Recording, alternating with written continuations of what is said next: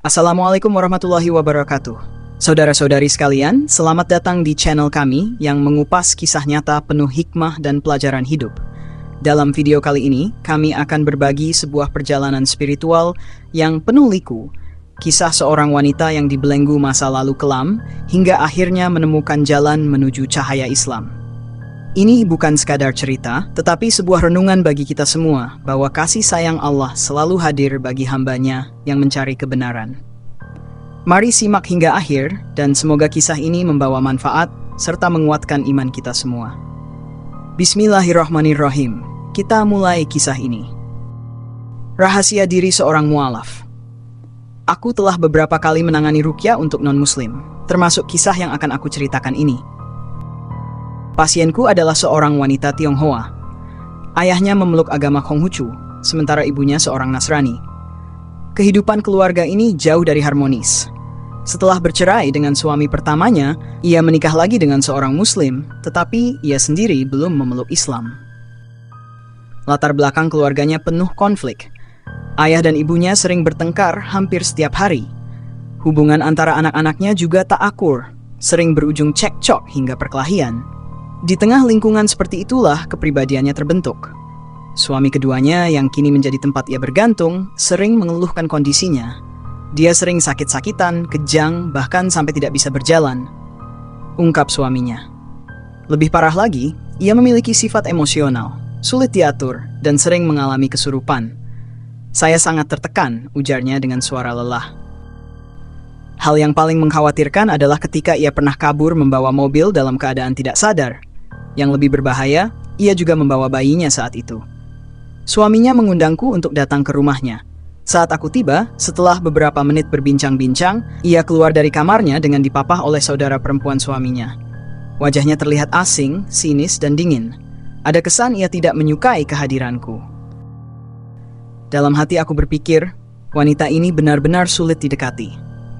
Sebelum aku memulai proses ruqyah, aku menyarankannya untuk mendengarkan doa-doa dan lantunan ayat Al-Quran. Namun ia tetap acuh, bahkan tampak meremehkanku. Aku tidak terpancing oleh sikapnya. Aku mulai membacakan ayat-ayat ruqyah, seraya memohon kepada Allah agar ia diberikan hidayah. Awalnya, aku melakukan ruqyah tanpa sentuhan. Namun setelah sekian lama tidak ada reaksi, aku mencoba menekan punggungnya. Saat itulah ia mulai menunjukkan reaksi. Ia meronta, marah, bahkan mengusirku sambil menunjuk wajahku.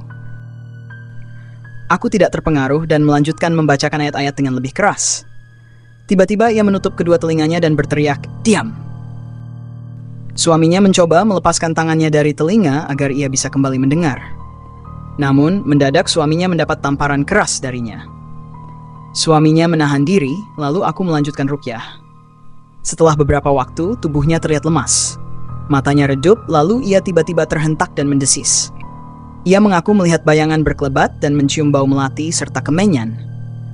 Aku tahu ini adalah permainan setan yang sedang mengguncangnya. Ia pun akhirnya ambruk. "Kenapa dia seperti ini?" tanya suaminya dengan wajah tegang. "Tenang saja," jawabku singkat, lalu menyarankannya untuk berzikir. Aku menekan ubun-ubunnya dengan telunjuk. Ia kembali meronta, menendang-nendang menyeringai. Tak lama kemudian ia terlihat lebih tenang, bahkan wajahnya tidak lagi menunjukkan kesan sinis. Aku menduga pengaruh jin dalam dirinya mulai melemah. Proses ruqyah aku hentikan sementara untuk mendalami cerita hidupnya. Ia mau bercerita, tetapi meminta agar semua orang keluar dari ruangan. Setelah permintaannya dipenuhi, ia mulai berbicara. Dengan bibir bergetar, ia bercerita tentang masa lalunya yang penuh luka. Ayahnya adalah pria yang suka berselingkuh, bahkan membawa wanita lain ke rumah. Ibunya seorang wanita otoriter dan keras, serta berlaku tidak adil kepadanya. Ia selalu bertanya-tanya mengapa kasih sayang ibunya hanya tercurah pada saudara-saudaranya, sementara ia merasa diabaikan. Ada masa ketika ia merasa dirinya bukan anak kandung dari kedua orang tuanya. Trauma terbesar datang ketika ia nyaris diperkosa oleh kakaknya sendiri. Ia berhasil melawan, tetapi tidak ada yang membelanya, bahkan kedua orang tuanya diam saja. Selain itu, ia mendengar cerita dari kakaknya bahwa saat ibunya mengandung dirinya, ada kejadian aneh. Kakaknya mengaku melihat sosok dari rombongan Dewi Kwan Im memasuki tubuh ibunya. Sosok tersebut dikatakan mirip dengannya. Cerita itu semakin membuatnya bingung tentang identitas dirinya. Aku mendengarkan semuanya dengan penuh empati. Luka batin dan masa lalunya yang kelam adalah bagian dari beban yang membelenggu jiwanya. Aku meyakini hidayah Allah bisa menjadi penyembuh bagi hatinya yang luka. Kita telah sampai di penghujung kisah ini. Semoga cerita yang kami sampaikan membawa hikmah dan pelajaran berharga untuk kita semua.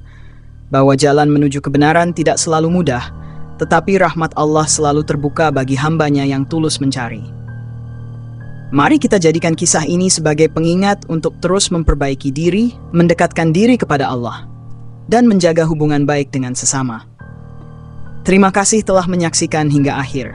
Jangan lupa untuk like, share, dan subscribe agar semakin banyak yang mendapatkan manfaat dari kisah-kisah penuh hikmah ini. Wassalamualaikum warahmatullahi wabarakatuh.